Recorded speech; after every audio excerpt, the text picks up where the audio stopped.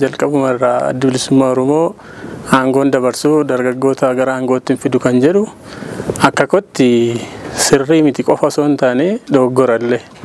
Maaf jennaan adda bilisummaa Oromoo qabsoorra kan inni jiru yeroo qabsoo geggeessitutti immoo aangoo miti kan harka kee jiru jechuudha. Qabsooti si harka jira imaanaa uummataa dhabaatee deema malee aangoon hangarraatti aangoo siyaasaas ta'u bulchiinsa biyya kanaa qabatee waan geggeessaa jiru tokkollee hin qabu. Ammoo dargaggeessa hin qabu adda bilisummaa Oromoo kan jedhu adda bilisummaa Oromoo dargaggoonni Oromoo osoo hooggansa isaa hin qunnamin illee bakka jiranitti hooggansa mataa isaanii tolfataniiti kan isaan adda bilisummaa Oromoo jala hiriiranii jechuudha. Nus kaleessa kan godhaa turre kanuma keessa sirnaan waa'ee dhaaba kanaa nama hin beekne miti kan kanaasu. Akkasumaan maqaa dhaaba kanaa warra gara dabarsuuf haasa'u yoo ta'e malee bu'uurumti adda bilisummaa Oromoo uummata Oromoo fi keessumaa immoo dargaggoota Oromoo irratti kan ijaarame jechuudha. Qeerroon bilisummaa Oromoo akkuma jaallasii waaqoon kaasee jaarmiyaa mataasaa danda'edha. Jaarmiyaa mataasaa danda'e haa ta'u malee qajeelfamaa fi siyaasa adda bilisummaa Oromoo irraa kan taaligamu ta'uusaa namuu beekaa jechuudha. Kaleessa gaafa adda bilisummaa Oromoo hooggansi isaa gariin biyya alaa jirullee tooftaa mataasaa tolfateetu adda bilisummaa Oromoo hooggantoota olaanoo wajjin qabsoo finiinsaa ture jechuudha.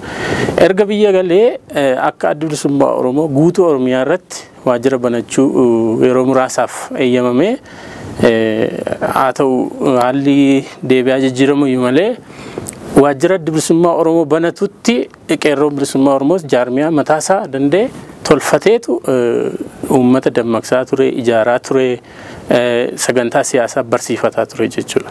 Haala kanaan qeerroo bifa gurmaa'ee ta'e bifa nagaatiin jechuudha. Bifa nagaatiin walitti fideeti haala bareedaatiin ijaarratee namoota dammaqsaa ture jechuudha.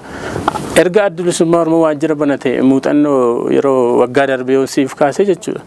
Qeerroon inumaa'u qeerroon dargaggoonni Oromoo jechuudha. Gaafa adda bilisummaa Oromoo waajjira saaqatu ofii isaanii hooggansa tolfataniiti maal godhaniiti adda bilisummaa Oromoo jalatti ijaaramaniiti yoo wallolan illee gara waajjira adda bilisummaa Oromoo kan isaan dhufaa turani jechuudha.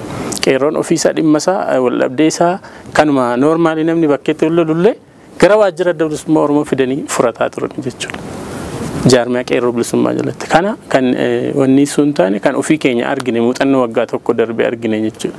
Yeroo sanatti haala yeroo ji'a lama sadiin taane sochiin gaarii ture ergasii immoo haalli jijjiirame hooggansi qeerroo guutuu Oromiyaarraa namoota amma maqaa isaanii kaasee jaal kaayyuuf dabalatee addunyaa keessoo gadaa bultii warra jedhaman namoota kaasne tarreessine fixuu kan hin dandeenye hooggansi qeerroo bilisummaa Oromoo guutuu Oromiyaarraa funaanamee mana hidhaatti nam'e jechuudha. Gaaffii keetti yoon deebi'u qeerroon bilisummaa Oromoo akkuma gaafa biyya alaa turetti biyya keessattis hooggansa mataasaa filatee jaarmiyaa adda bilisummaa Oromootiin taaligameetu siyaasa isaa geggeeffataa ture, barsiifataa ture, uummata dammaqsaa ture jechuudha. Diinagdee biyya kanaa kaasuu dandeenya. Diinagdeemti biyya kanaa uummata Oromoo nammatu. Kun bu'uurumarraa kaasneetu qeerroo qofa miti.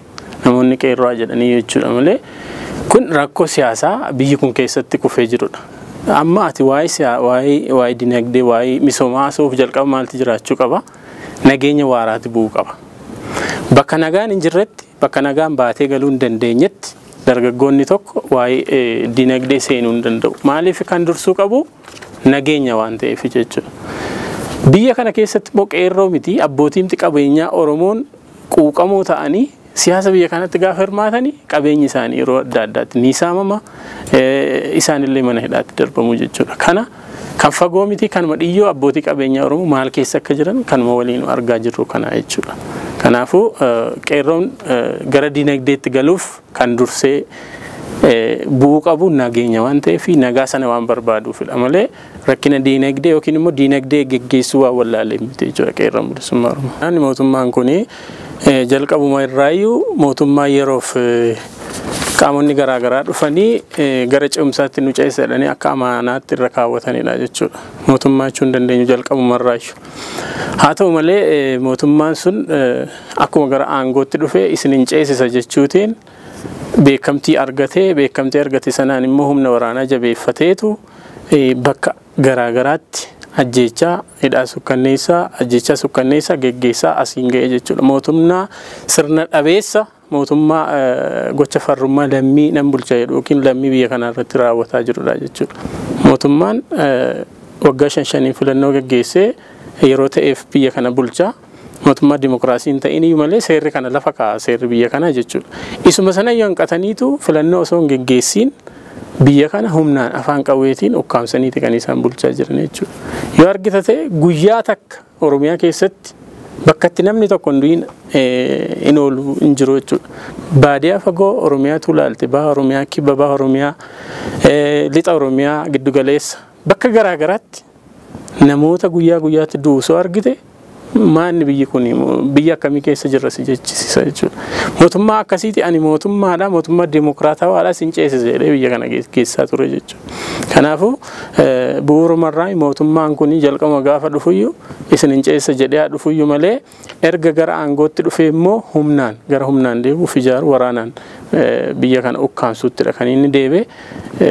Ani mootummaa dhallee jechuu hin danda'u jechuudha. Mootummaa sirna dhabe mootummaa sirni hin jirre nama hidheellee manni murtii bilisa baase mootummaa nama hin baasne keessa jira jechuudha. Yoo argite itti hidhamtoota amma mana hidhaa jiran hedduun isaanii mirga wabii kaffalataniitu erga maallaqni kaffalame manni murtii ajaja baaseeti poolisiin qabee kan inni taa'u jechuudha.